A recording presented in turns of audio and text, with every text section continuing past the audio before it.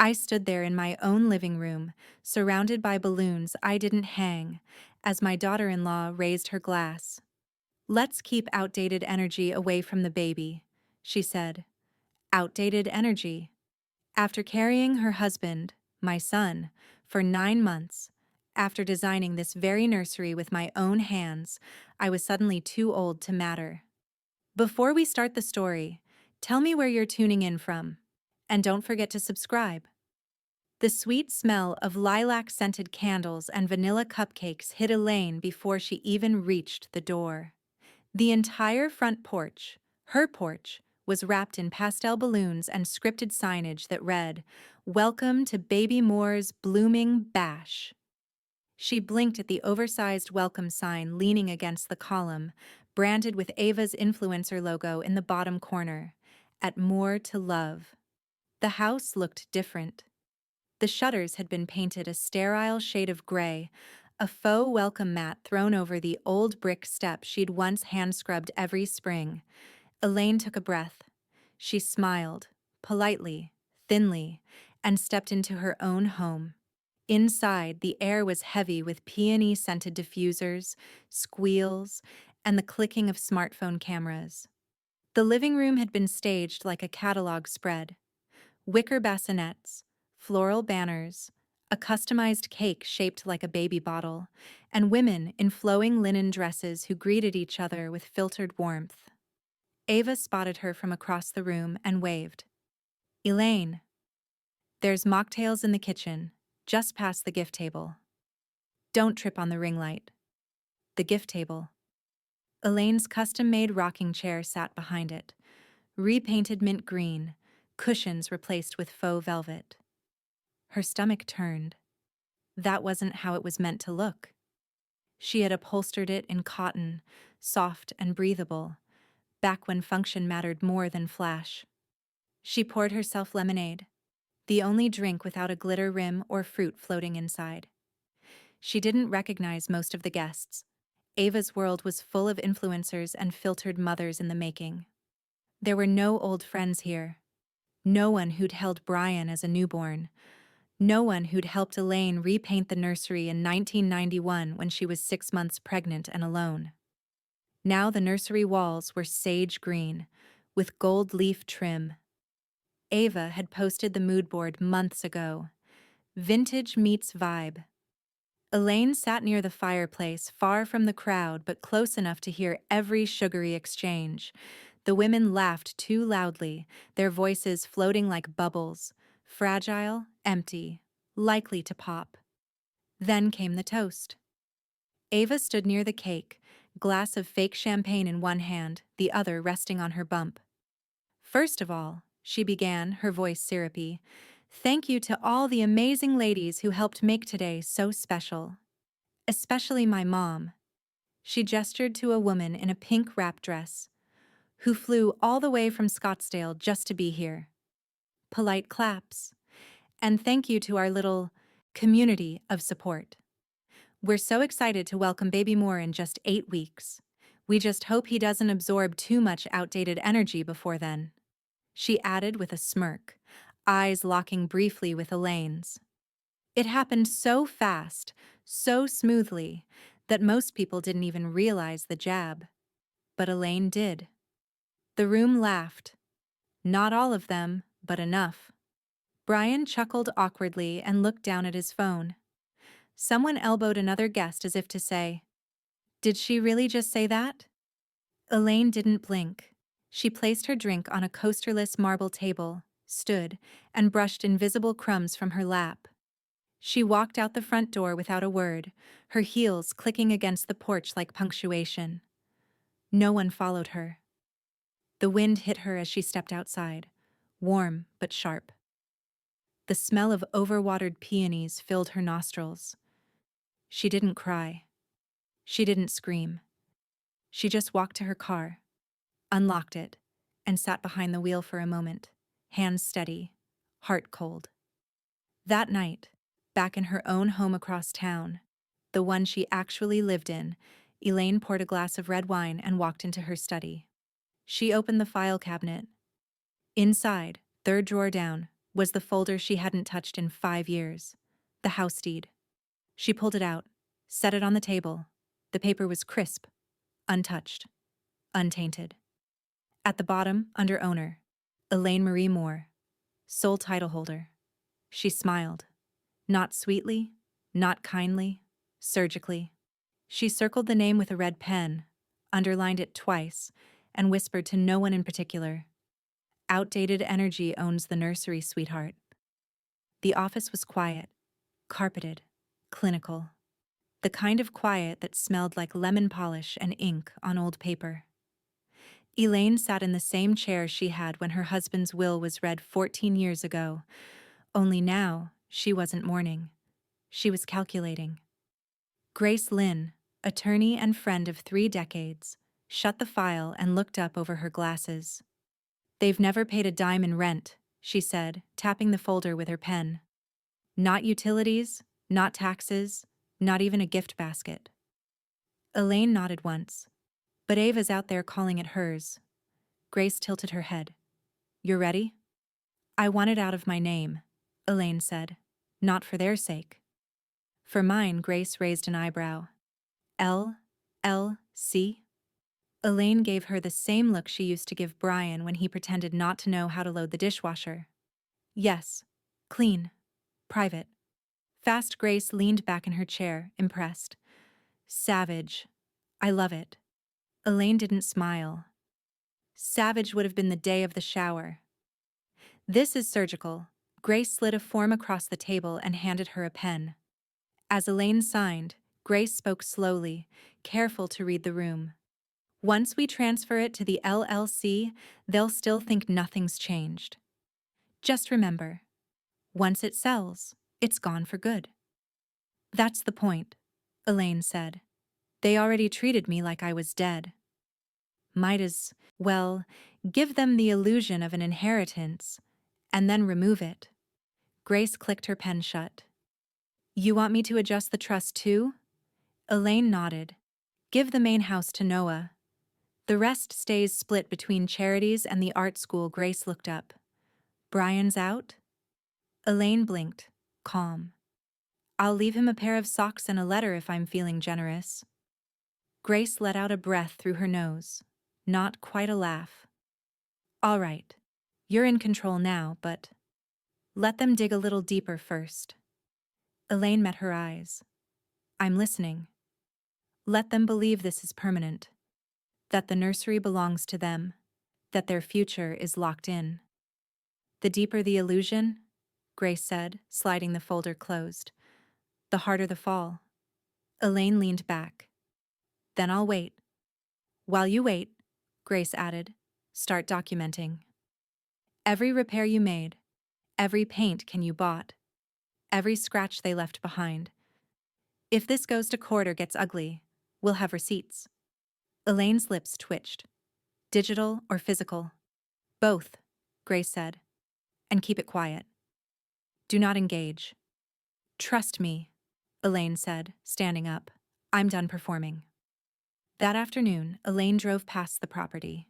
She didn't stop, just glanced at the porch, cluttered with Amazon boxes, pink baby balloons, and a small hand-lettered sign Ava must have made, "The Moore Nest."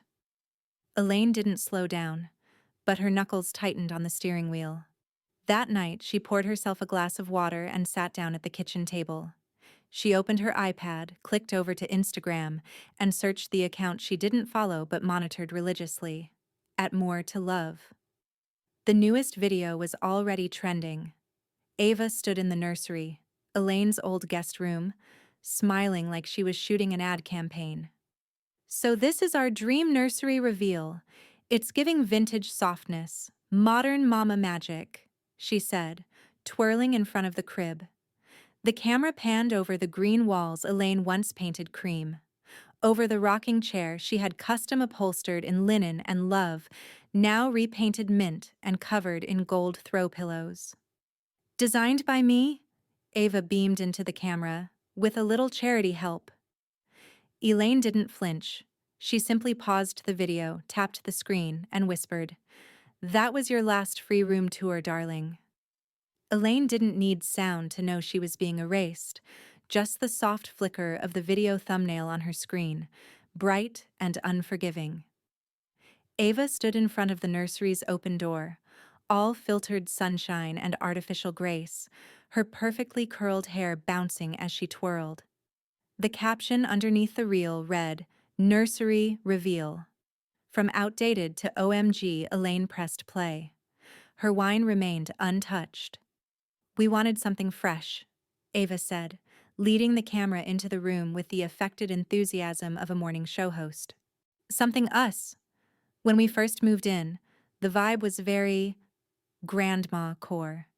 She smirked on that last word. Grandma core. The camera panned to the walls, sage green, trimmed in white.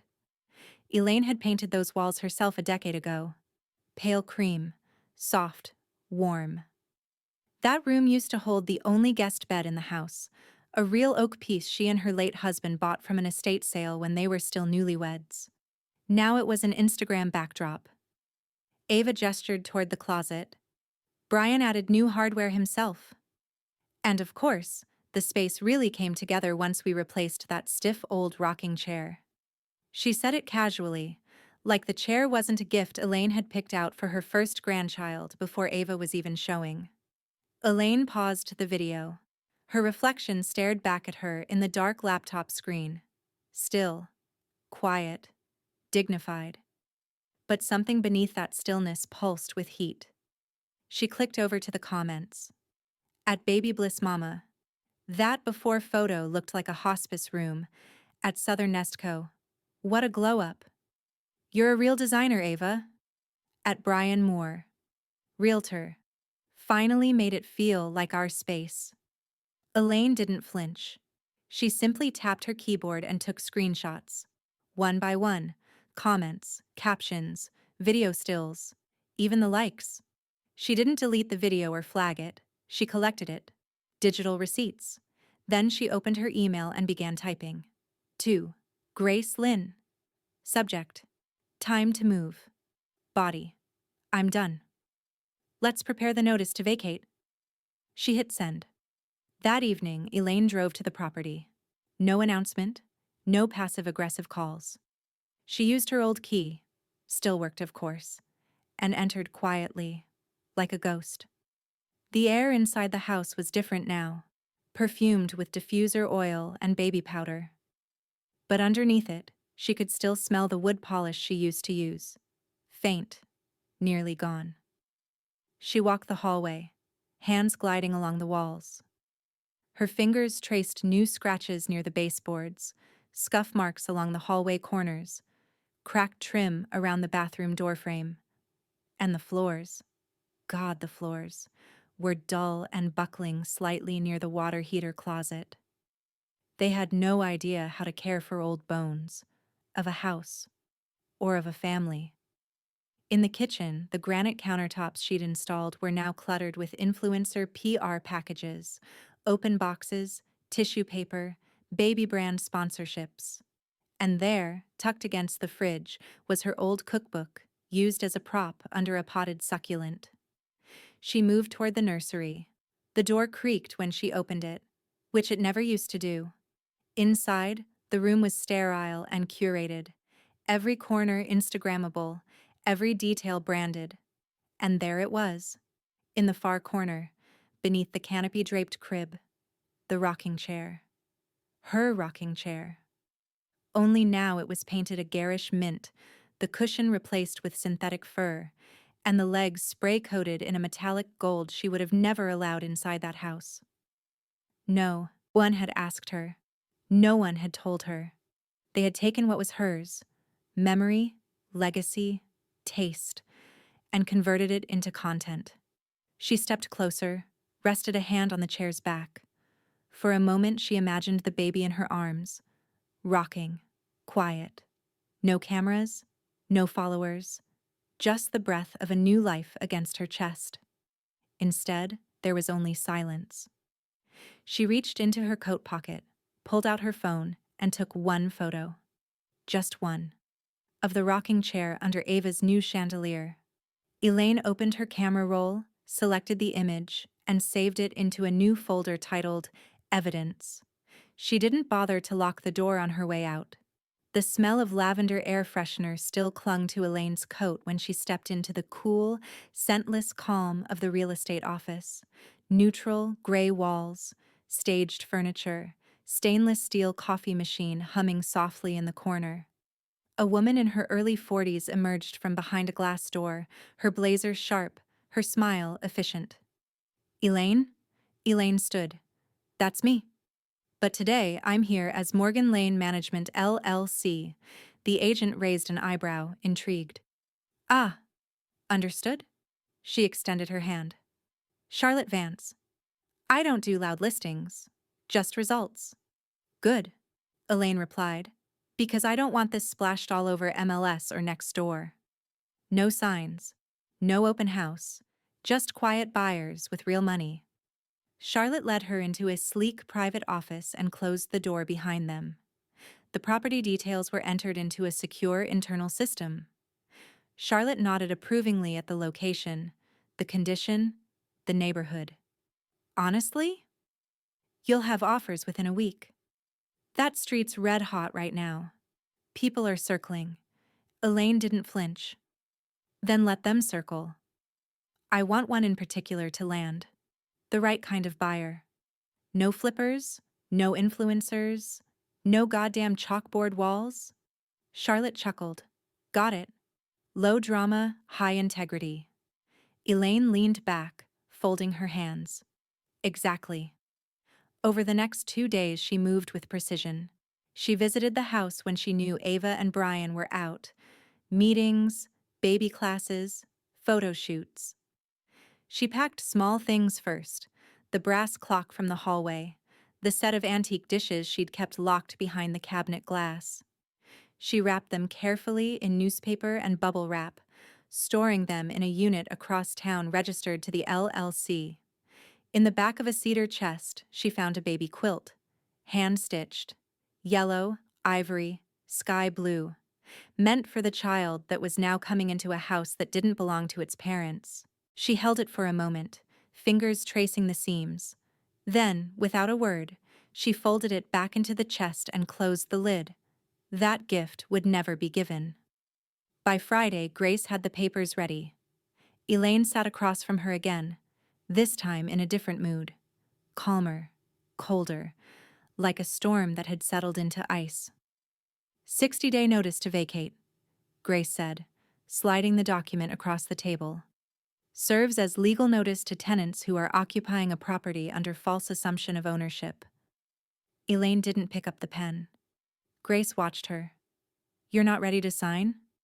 Oh, I'm ready, Elaine said, but I want it to land like lightning, not a drizzle. Then wait, Grace said. Let them keep smiling. Let her keep posting, Elaine nodded. Let them keep building the illusion. That evening, as if the universe had a sense of irony, an email popped up on Elaine's screen with the subject line, You're invited. Ava's Bloom and Brunch Baby Bash, Round 2. She clicked it open. A pastel invitation loaded, complete with faux watercolors, florals, and the tagline, Celebrating Mama and Baby with all the modern magic. Location, same house. Time, 2 weeks from Sunday. Dress code, chic neutrals, no white or black. Think classy, not Grandma Elaine stared at the screen.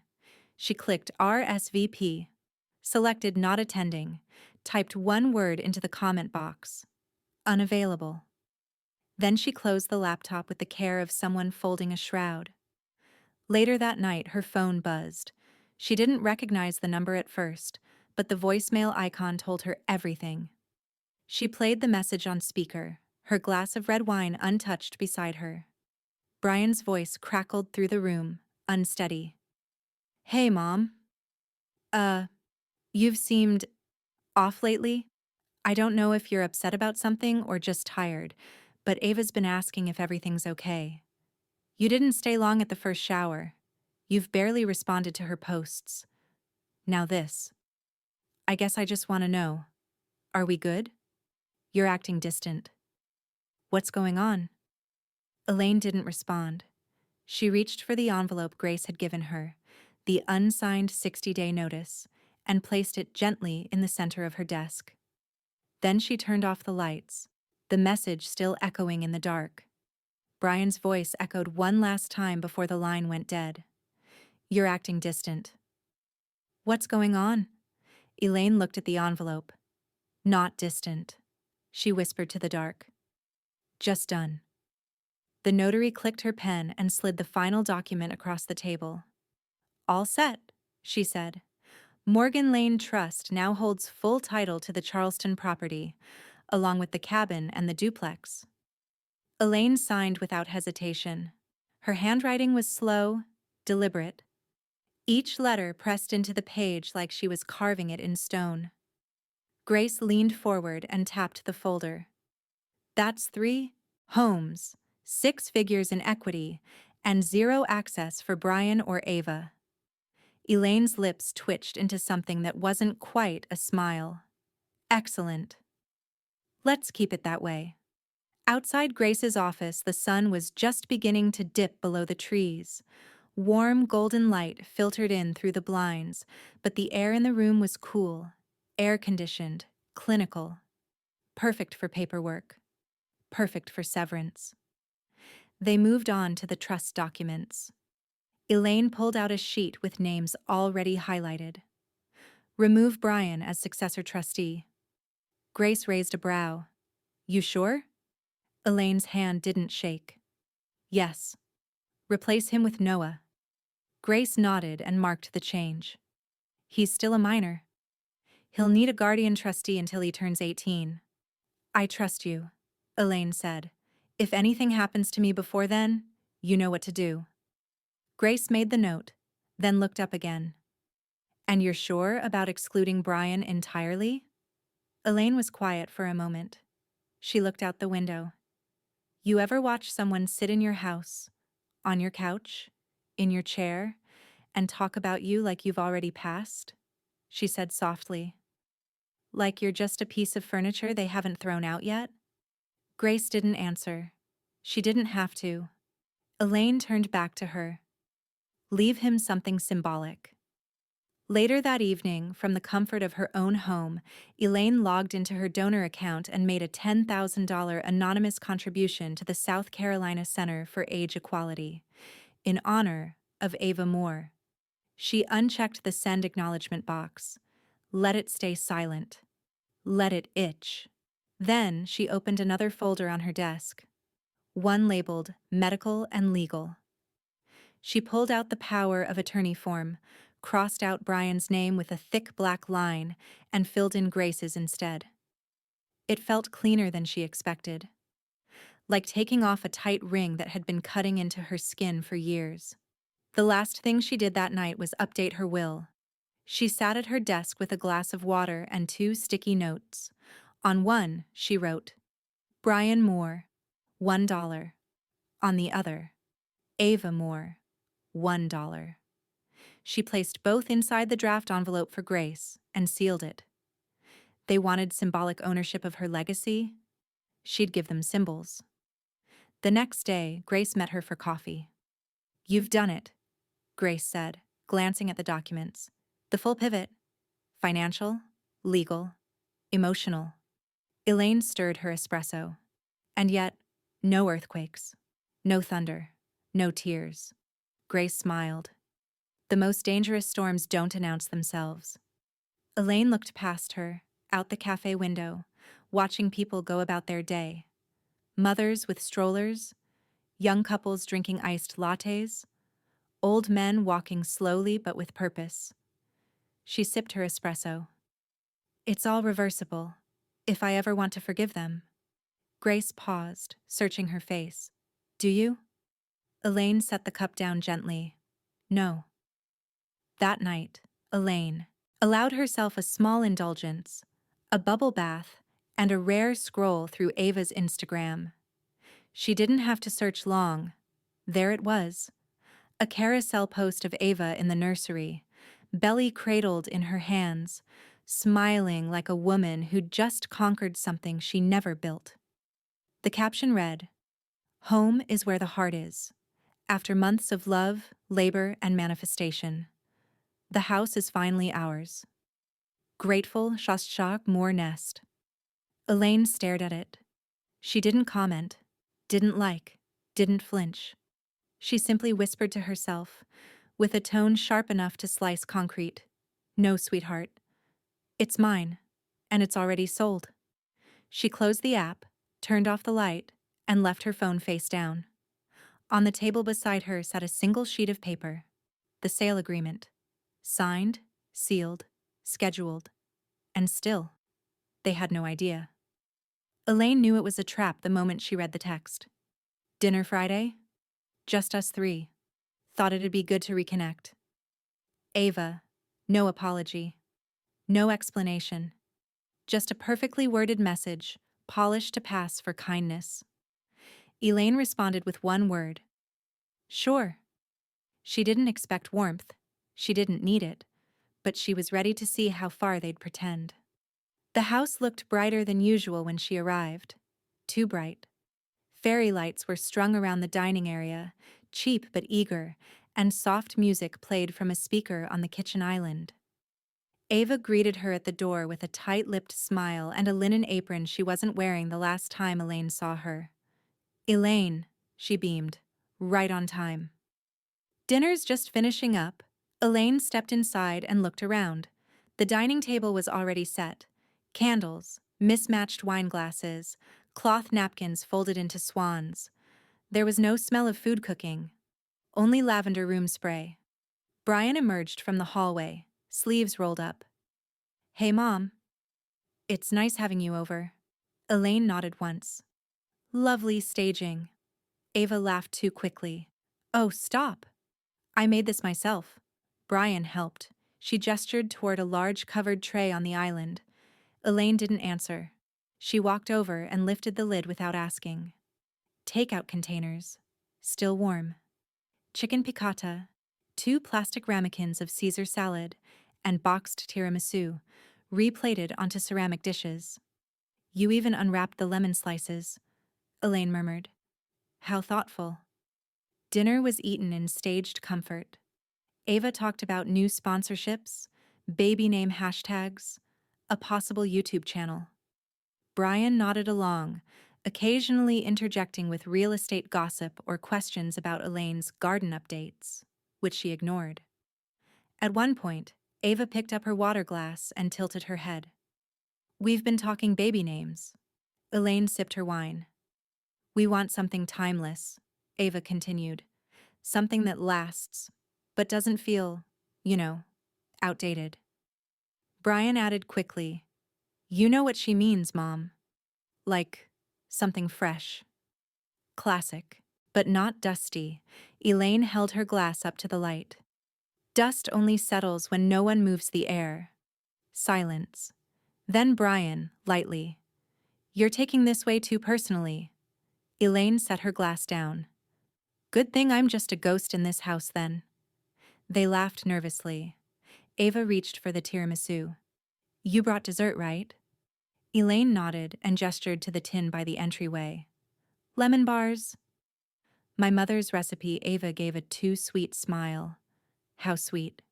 Literally, Elaine stood. I should go. Brian blinked. You sure? You just got here. I've been here, Elaine said calmly. Longer than you think.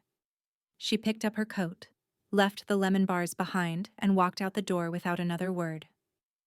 The next morning, Elaine sat in her sunroom, sunlight warming her ankles as she reviewed the notice to vacate for the final time.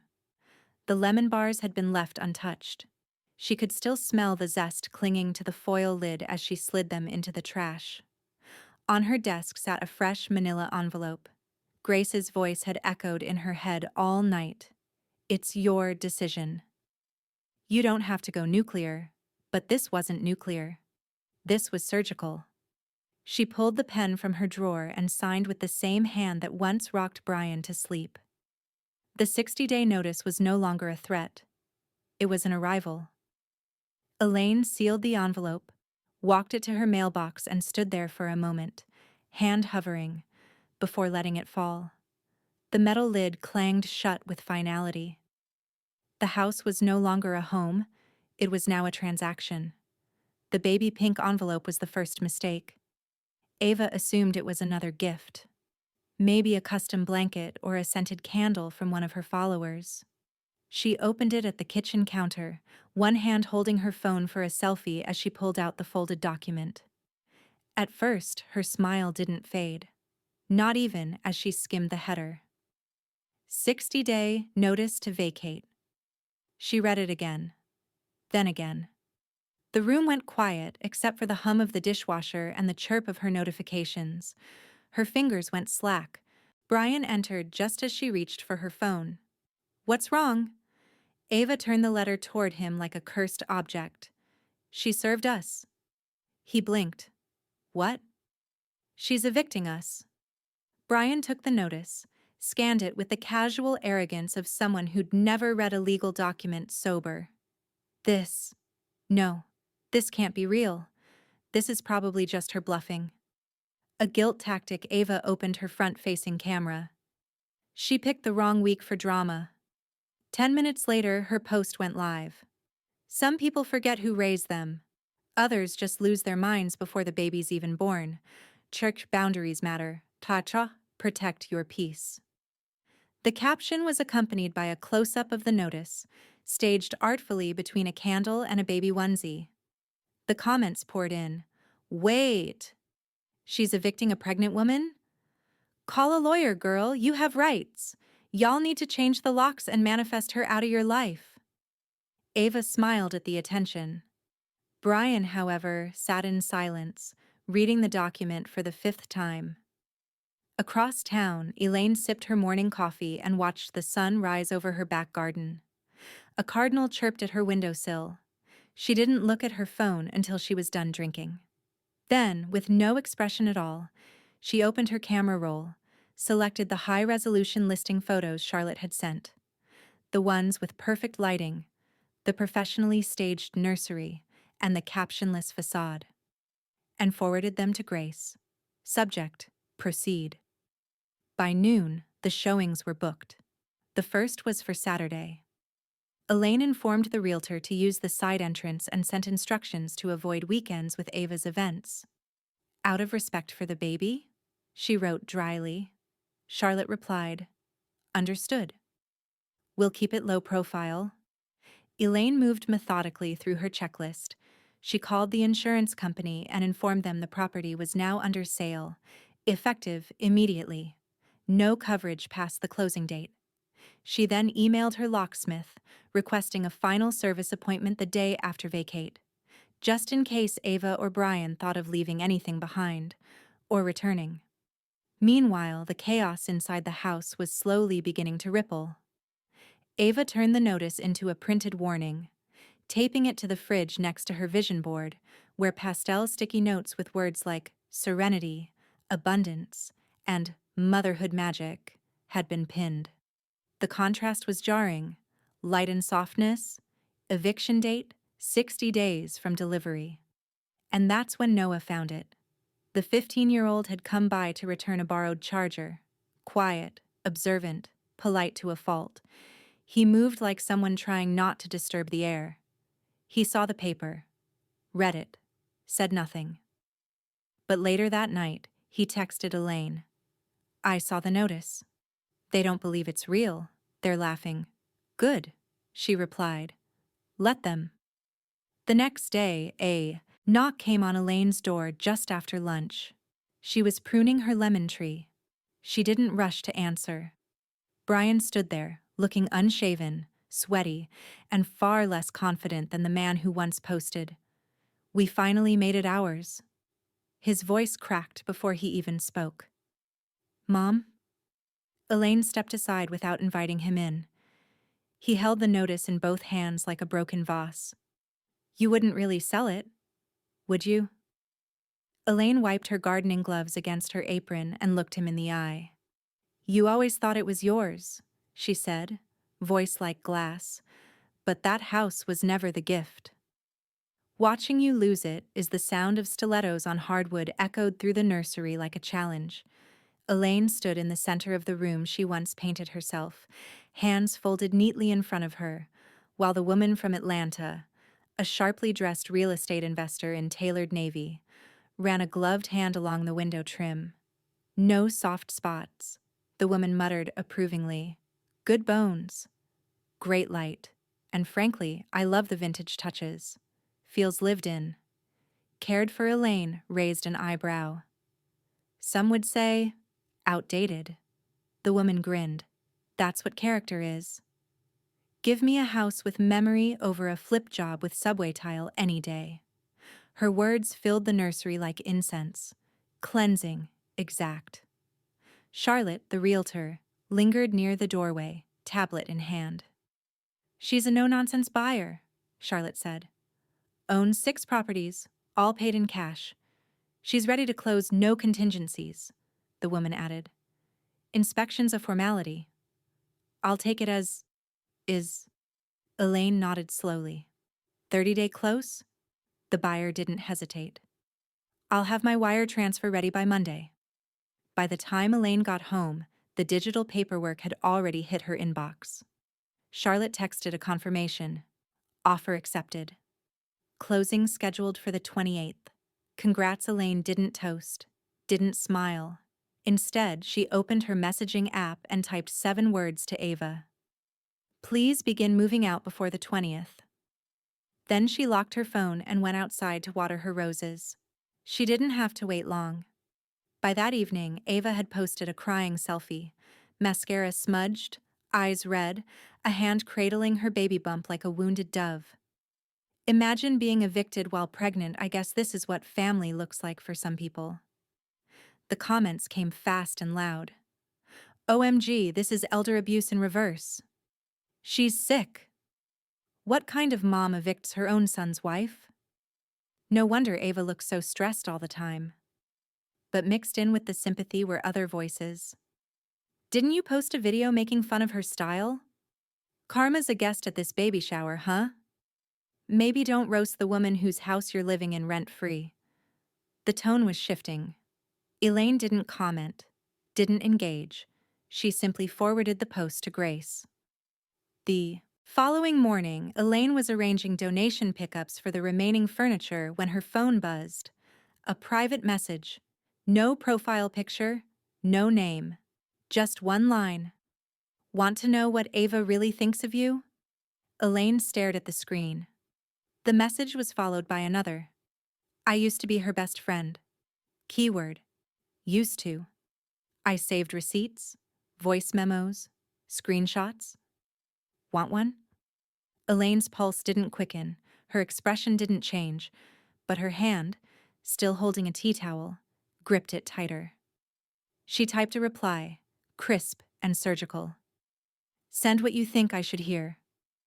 There was a pause. Then came the final message. Oh, it's not just what I think you should hear. It's what the baby should hear someday, too. A file download appeared in her inbox. Title, Ava, Voice Memo, a Nursery Night.m4. Elaine double-checked the lock on her front door, closed her laptop without pressing play, and whispered, Let's see what poison sounds like. The voice memo played like poison through a speaker. Ava's voice, silken, sharp, laced with venom. Honestly, if she'd just die already and hand over the house, I could breathe. Like, what is she even holding on to? Pride? Her dusty rocking chair? Elaine sat motionless in her reading chair, one foot tucked beneath her, tea gone cold beside her elbow. The room was quiet, too quiet. Even the clock above the mantel seemed to hesitate between ticks. The message ended. The silence that followed felt louder than the words themselves. Elaine sent the file to Grace with no subject line. 5 minutes later, her phone rang. Jesus, Grace whispered after listening. She really said that? Recorded 2 weeks ago, Elaine replied. During the baby shower planning. Grace's voice sharpened. If Ava posts one more word publicly, this becomes defamation, verbal abuse, maybe even emotional harassment depending on how far she pushes it. Elaine exhaled. Let her keep digging. I want her to bury herself. You sure you want to keep this quiet? Elaine's gaze drifted toward the window, where the wind nudged a bird feeder back and forth like a metronome. There's more power, she said softly, in letting someone feel safe while they burn their own house down. Later that afternoon, Noah dropped by with a box of old books she'd asked him to sort. He wore headphones slung around his neck and his ever-present hoodie, sleeves pushed to the elbows. Elaine was in her office, still reviewing estate documents, when he knocked lightly on the open door. You want me to leave these in the sunroom? Please, sweetheart. He stepped in, and that's when it happened. Her laptop had dimmed, but not locked. The last opened file still sat on the screen. Ava, voice memo. Nurserynight.m4. The first line auto-played. If she'd just die already. Noah froze. Elaine's eyes snapped to him. She reached out, but it was too late. He'd heard it. He stood there, stunned. Then he turned to her, slowly. She said that about you? Elaine didn't answer immediately. She crossed the room, closed the laptop gently, and placed a hand on the box of books. Noah's voice was shaking. And Dad? He lets her? Elaine sighed. Your brother doesn't hear what he doesn't want to. A long silence passed between them. Noah, once just a quiet presence at family dinners, looked older in that moment, like something inside him had just split and hardened. I thought she was just fake, he said, but this is different. Elaine reached for a flash drive on her desk and inserted it. She opened a folder and dragged the audio file into it. Then she renamed it. For the baby. Someday. She looked at Noah. You were never supposed to hear that. But now that you have, don't forget it. And don't let it change who you are. Noah's jaw tensed. It won't. But it changes how I see them. That night, Elaine sat on the edge of her bed, staring at the drawer where she used to keep family photo albums. She hadn't touched them in over a year. Her phone buzzed on the nightstand. Voicemail. Brian. She hesitated, then hit play. His voice was raw. Too calm, to be honest. I don't know what your endgame is here, Mom. You're destroying this family. You really are? Do you even care? Because at this point, I don't know if you've lost your mind or if you've just stopped giving a damn. He paused, breathing hard. We have a baby coming. And you're acting like a stranger. You're making enemies of your own blood. How does that feel? Elaine stared at the ceiling. Then she hit delete. She opened the drawer, pulled out an old photo of Brian as a boy, gap-toothed, wild-haired, holding her hand, and slipped it quietly into the fireplace. The flame didn't hesitate. Elaine saw his car before she heard the knock, parked halfway across the curb like it had been slammed into park mid-prayer. It was early, not yet 9 a.m., and the morning fog hadn't even lifted off the street. She opened the door before he could ring the bell. Brian stood there, hair unbrushed, eyes red, hands shaking as if he'd walked through a thunderstorm just to make it to her porch. Mom, he croaked, can we talk? Elaine stepped aside wordlessly, letting him in like a draft she didn't invite. The kitchen was quiet, save for the distant gurgle of the kettle. Elaine moved with practiced silence, filling a teacup for him and one for herself. She placed them on the table between them without asking what he wanted. Brian stared at the steam for a moment, rubbing his temples like it hurt to be awake. I didn't know about the voice memo, he said finally. I swear to God I didn't. Elaine nodded once, sipping her tea. I found out from Noah, he added, voice thick. He told me. He's not speaking to us. Elaine didn't flinch. He's 15. Enough to know when something rots, Brian wiped at his face. Ava's not a bad person. She's just under pressure. The pregnancy, the hormones, the social media stuff. It's all a lot. She wasn't pregnant last year when she told your friends I was a design museum in a dying body, Elaine said, voice soft but unsparing. She wasn't hormonal when she took credit for the nursery I built with my own hands. She didn't mean it, Brian insisted, a little too loud. She gets flippant when she's overwhelmed. She lashes out. Elaine stirred her tea. Then why does she keep lashing in my direction? The silence between them was long, brittle, dangerous. Brian leaned forward, knuckles white against the edge of the table. You're punishing our child for things he hasn't even been born into yet. Elaine looked up sharply. Don't you dare! Her voice didn't rise, but it dropped, low and cold, like the floor had just given out beneath him. I am not punishing your child. I am protecting mine. Brian blinked, confused. She clarified. You are my child. And I've watched you shrink under that woman's shadow for years. I watched you hand over your spine, your voice, your house. And now you've handed over mine. I won't sit still for that. Brian's eyes filled again. Then what do you want from me? What do I do to fix this? Elaine stood, walked over to a side table and picked up a single cream-colored envelope. It had been sitting there for days, sealed, untouched. She returned and placed it gently in front of him. Brian looked down at it. What is this? Elaine took her time sipping her tea. A resignation, she said finally. Brian's brow furrowed. From what? From this arrangement. This farce of a relationship where I stay quiet and smile while you let your wife erase me in pastel. He didn't reach for the envelope. He just stared at it like it might bite him. You don't mean this, he whispered. Elaine tilted her head. You said I was destroying the family. That assumes it still exists. I'm just ending the performance. Brian rose suddenly, the chair scraping hard against the floor. You're being cruel. No, Elaine said, standing calmly. Cruel would be posting that memo. Cruel would be evicting a pregnant woman without 60 days' notice. Cruel would be letting your son grow up thinking abuse wrapped in a bow is still love. I'm not being cruel. I'm being finished. Brian left the envelope on the table when he stormed out. Elaine waited until the door shut before sliding it back toward herself. She didn't open it. She didn't have to. It wasn't for him to read. It was just the receipt.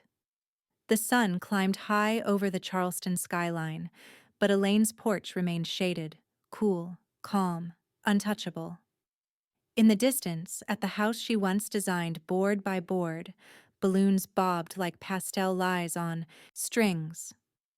A photographer circled the front lawn, capturing every guest who arrived with wrapped gifts and synthetic smiles. Inside, someone cued the music, sugary pop and curated baby shower cheer echoing out into the neighborhood. But the one thing everyone noticed?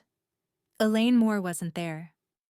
By 2 p.m., her absence was the guest of honor.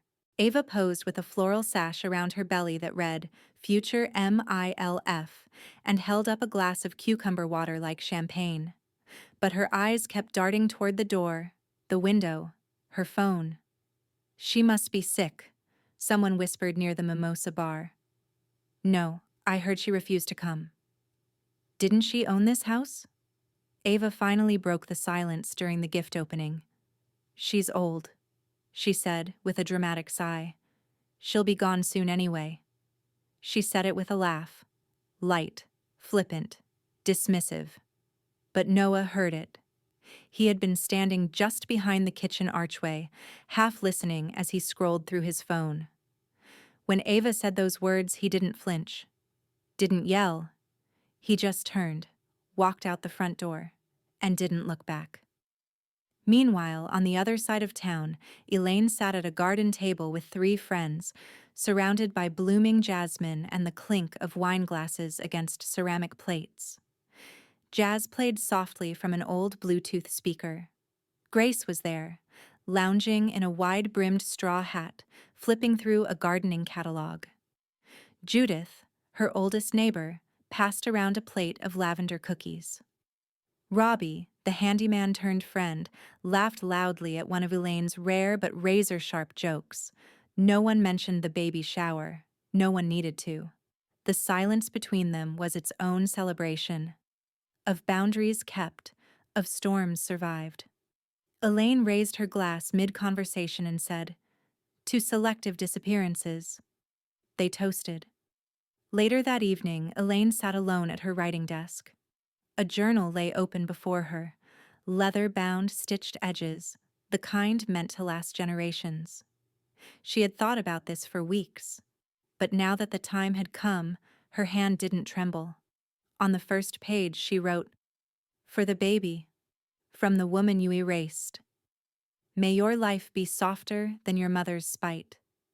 She closed it gently, tied a ribbon around the cover, and sealed it in a padded envelope. The next morning, she walked it down to the mailbox herself. No tracking, no signature, just a delivery. A gift Ava would never thank her for. She returned home and turned on the record player. Billie Holiday filled the room like perfume, and Elaine closed her eyes, letting it wash through the ache in her chest like music written in the bones. She had no use for revenge that screamed. Hers whispered and waited. At precisely 4:12 p.m., Grace called. "Want the update?" she asked, voice light. Elaine didn't pause. "Yes. It's done. Closing finalized. Money's been wired." Deed transferred. Elaine leaned back in her chair and stared at the ceiling, just for a moment. "They have how long?" 29 days exactly." Elaine smiled faintly, as if tasting something rich and earned. "Perfect."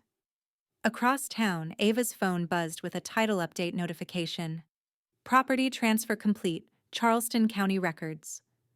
She turned pale. The smile she'd worn all day vanished. For the first time, she understood.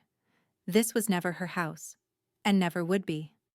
At precisely 8 a.m., with dew still clinging to the grass and cicadas humming their end-of-summer anthem, the electricity cut off. The HVAC stopped mid-cycle. The fridge fell silent. The ceiling fan slowed like a dying breath. Inside the nursery, pastel curtains swayed against still air. Upstairs, the water heater groaned once, then nothing. No warning, no flicker, just silence. Elaine stood by her kitchen window in her own home, sipping black coffee as the power company's work truck pulled away from the curb. She didn't need to see the interior of the house to know how it would feel. The creeping heat, the frustration, the desperation masked behind Ava's filtered life. She had scheduled it herself. 48 hours before final move-out. She gave them 24 hours to sit in it. No cool air, no warm water, no staged comfort. By noon, Ava's phone was aimed directly at her own tear-streaked face. "I'm pregnant and being evicted by a vindictive MIL who cut our utilities in the middle of a heat wave," she cried, panning the camera across the dark, stuffy living room. "We're being left homeless with no warning, in her house." The comments came fast, like blood in open water. "Is this even legal? Call the news. This is abuse. Praying for you, Queen. Stay strong."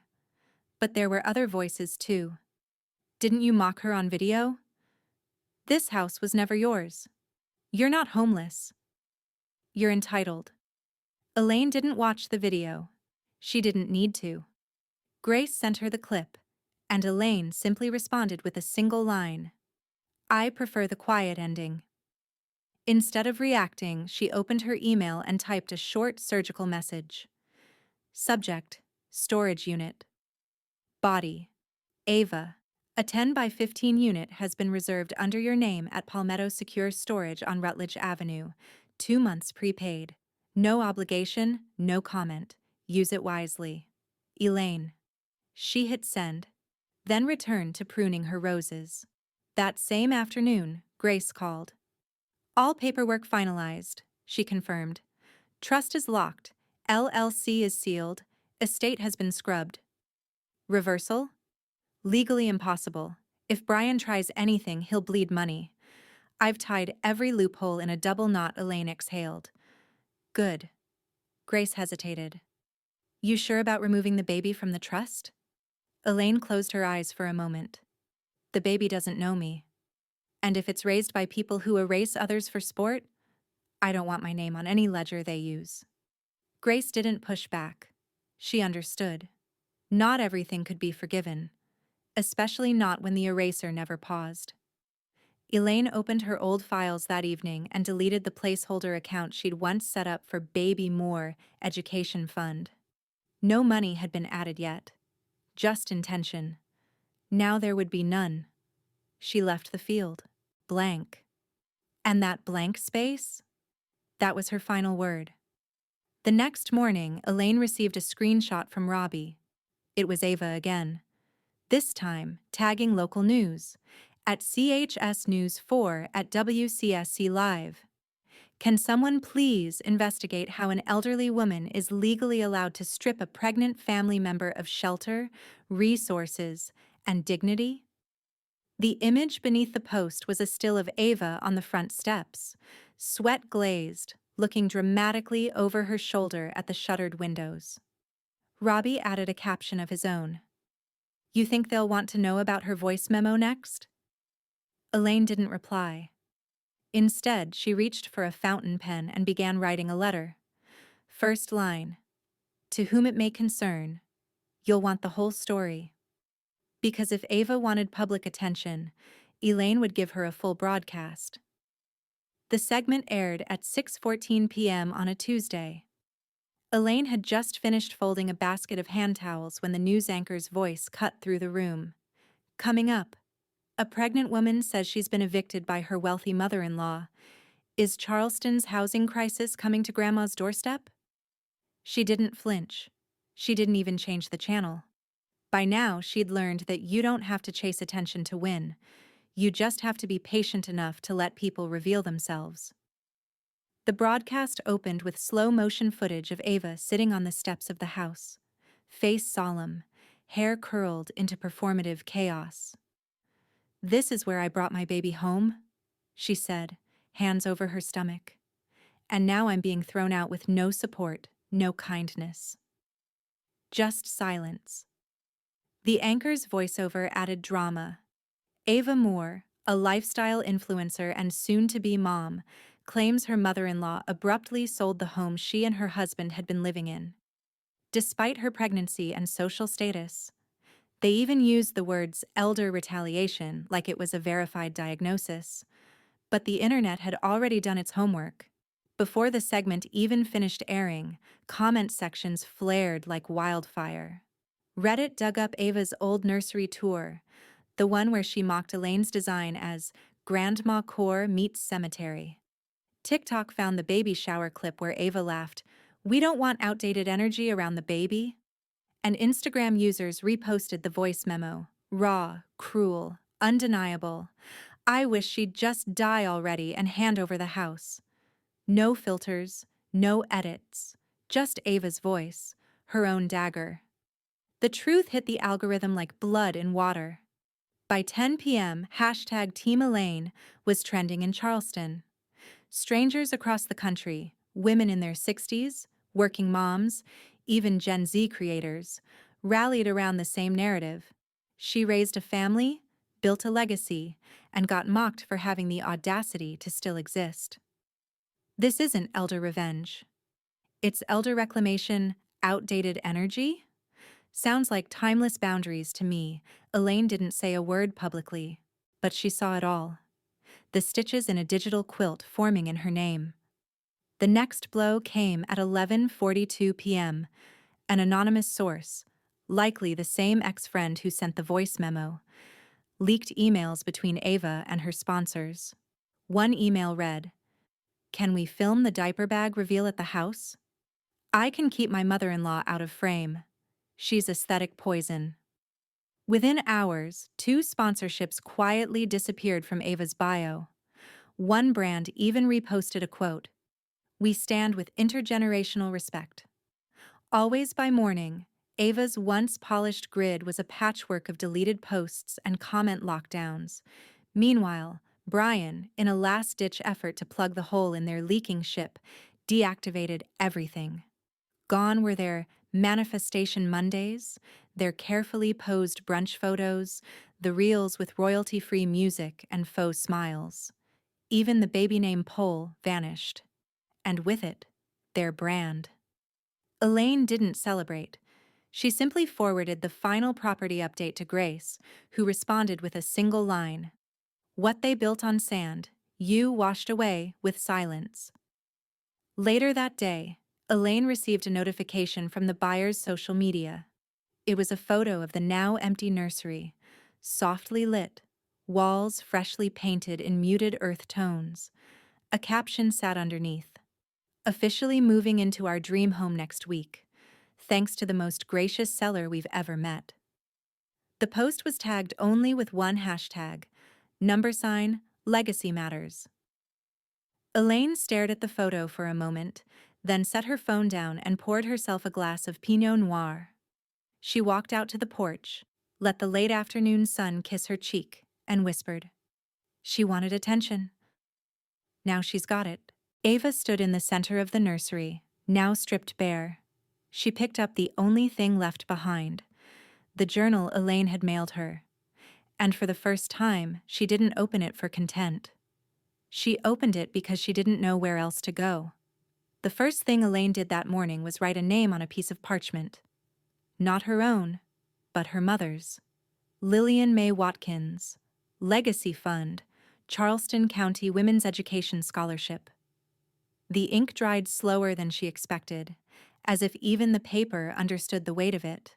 Her mother had scrubbed hotel floors for decades to get Elaine through college.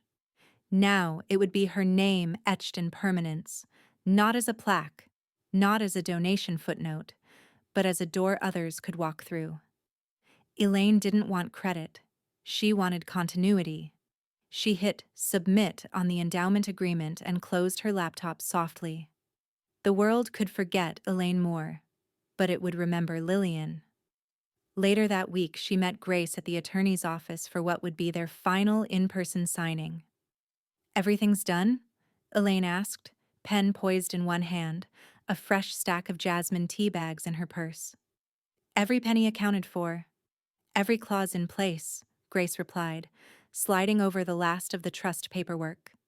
Elaine nodded. The trust named Noah as guardian and executor should anything ever happen to Elaine, including custody of the baby, should Ava and Brian become unwilling or unable to provide a safe environment. It wasn't written with venom. It was written with precision. You sure he's ready? Grace asked. He already is, Elaine replied. Back at home, the porch glowed with late afternoon light. The sun stretched long across the garden beds, and Elaine knelt quietly in the dirt beside her rose bushes. She'd been replanting them, not because they were dying, but because they deserved better soil, new nutrients, a second chance at blooming. As she pressed one bloom gently into the ground, her phone vibrated on the step beside her. A single email notification glowed against the screen. From Brian Moore. Subject: You win. She didn't open it. She didn't have to. She set the phone face down, pressed her fingers into the damp soil, and whispered to the rose stem. It's not about winning. It's about no longer losing myself. Inside the house, something had shifted. Not in furniture, not in air, but in weight. For the first time in years, it felt like her home again. The air moved more easily. The rooms didn't echo resentment or obligation. There were no ghost conversations playing on loop in the back of her mind. She lit a lavender candle, played Chet Baker through the old record player, and let the peace stay. The doorbell rang at dusk. She opened it to find Noah standing there, backpack slung over one shoulder, a grocery bag in his hand. I brought lemon tea and these weird French cookies you like, he said. She stepped aside, without a word, and let him in. They didn't speak much for the first hour.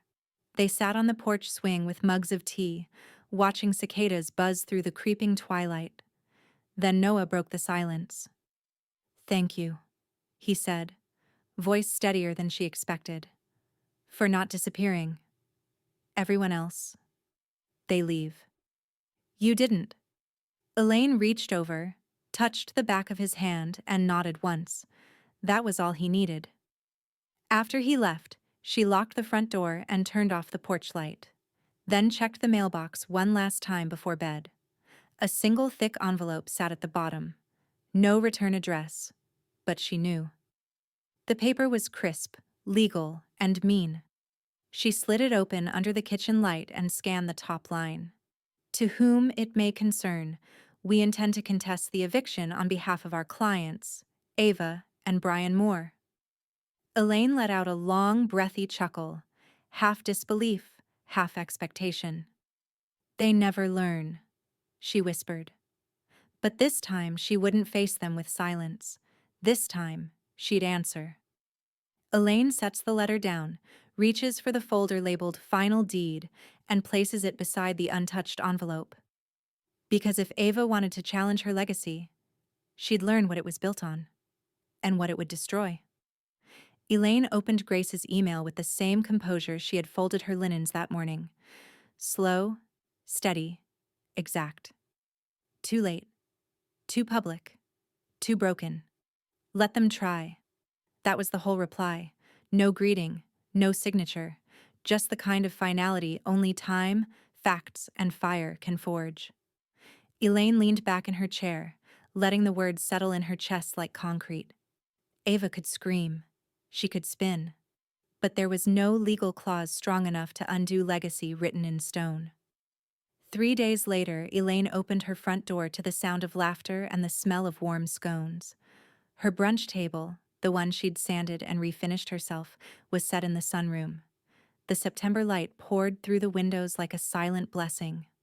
Lemon curd gleamed in small ramekins beside platters of smoked salmon and rosemary biscuits. There were no baby shower centerpieces, no influencers posing for content, no cameras held at high angles. Just people, chosen ones. Grace brought a fresh bouquet from her garden. Robbie came early to fix a loose chair leg, even though no one asked him to. And Noah arrived last, carrying a heavy frame wrapped in brown paper. "Help me hang this?" he asked quietly, setting it down beside the bookshelf. Elaine peeled back the paper slowly. It was a black and white photo. Her, Noah, and 3 young women standing in front of the new scholarship center. Each of the girls held an envelope, full rides to colleges they'd only dared to whisper about. Elaine's hand rested on one girl's shoulder. She hadn't even realized the photographer caught that moment. Noah helped her lift it to the wall, just above the piano, in a space that used to hold a family portrait she'd taken down months ago. This one, she thought, finally belonged there. They ate slowly, talked about nothing important, jazz records, porch repair, the best tea shops north of Broad Street. Not once did Ava's name come up. Not a whisper. Not even a passing flinch. Elaine didn't need to silence her. She'd simply outlived her. After the meal, she stood by the kitchen sink rinsing the glasses, and Noah joined her, drying each one carefully without being asked. There was no small talk. Just the kind of quiet that heals. "You know," he said finally, "you didn't just survive them." Elaine turned toward him, one eyebrow raised. "You redesigned them," he added. "Every word they tried to pin you with, you made it architecture." Elaine laughed under her breath, then looked out the window at her blooming roses. "They called me outdated," she said softly, "but I never believed them." He nodded. "That's the difference. You never wanted to be timeless, you just wanted to last." Later that evening, as the sun dipped low behind the magnolia trees, Elaine stood barefoot on the porch, her toes pressing into the old wood grain like it still remembered her steps. The house felt alive, not just because it was finally hers again, but because she had shed the weight of being polite, the pressure to be included. There were no echoes in these walls anymore. Only warmth. Only choice. She walked into the study one last time that night. The brown envelope from Ava's attorney still sat unopened on her desk, half hidden beneath a book of poetry. Elaine picked it up, turned it in her hands, and finally slid it into the shredder without reading a word. The house didn't need that energy. She didn't need it. In the hallway, just beneath the scholarship photo, hung a small brass plaque. Donated in memory of Lillian May Watkins. Because legacy doesn't start with who remembers your name, it starts with who remembers your kindness. Elaine walked back onto the porch, wrapped in a soft quilt, and sat in her favorite rocker, the one she rescued from Ava's nursery, repainted in a shade called Resilience Blue. The wind rustled through the trees like a lullaby, and with a slow smile she whispered the last truth she'd ever need to say, "And I never let outdated energy into my future again."